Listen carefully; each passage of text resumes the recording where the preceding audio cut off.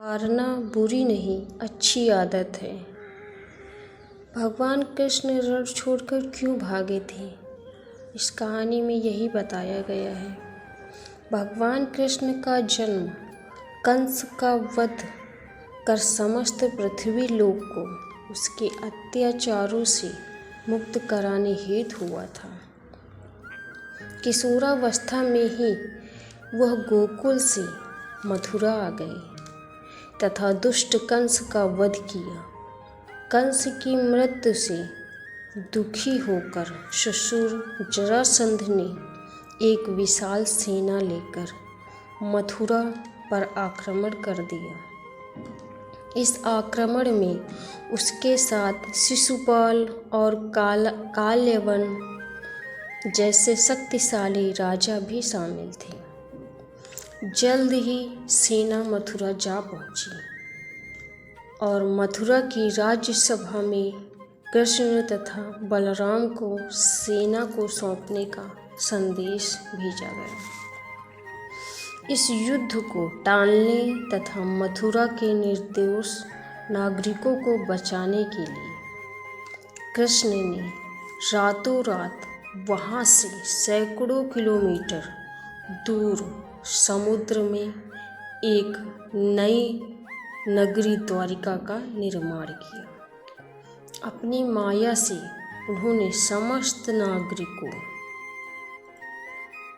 उनके पशुओं तथा संपत्ति को नींद में ही नई नगरी में पहुंचा दिया। अगले दिन सूर्योदय के समय कृष्ण तथा बलराम जरासंध की सेना के सामने जा पहुँचे और उसे लड़ने की चुनौती दी। जैसे ही जरासंध और दूसरे राजाओं ने कृष्ण को मारने के लिए शस्त्र उठाए, दोनों भाई भागने लगे। उन भाइयों के पीछे जरासंध तथा कालयवन जैसे राजा भी भागने लगे। कुछ ही देर में दोनों भाई बहुत आगे निकल गए और उनके पीछे केवल मात्र कालयवन रह गया। उसे देवताओं ने वरदान दिया था कि उसकी हत्या किसी अस्त्र या शस्त्र से नहीं होगी।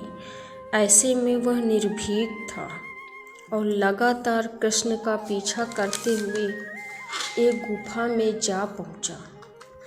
गुफा में राजा मुचकुंद सो रहे थे, जिन्हें इंद्रदेव ने वरदान दिया था कि जो भी उन्हें उठाएगा वह उनके देखते ही भस्म हो जाएगा।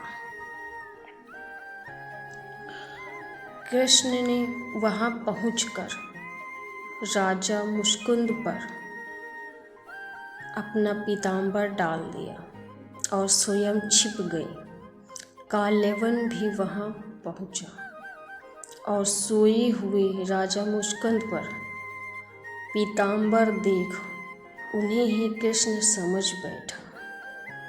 उसको मुचकुंद को उठाने के लिए लात मारी, जिसके कारण उनकी निद्रा खुल गई और उनके देखते ही कालयवन वहीं पर जलकर भस्म हो गया। तत्पश्चात कृष्ण ने राजा मुचकुंद को अपने चतुर्भुज स्वरूप में दर्शन दिए और उन्हें मोक्ष पाने का वरदान दिया।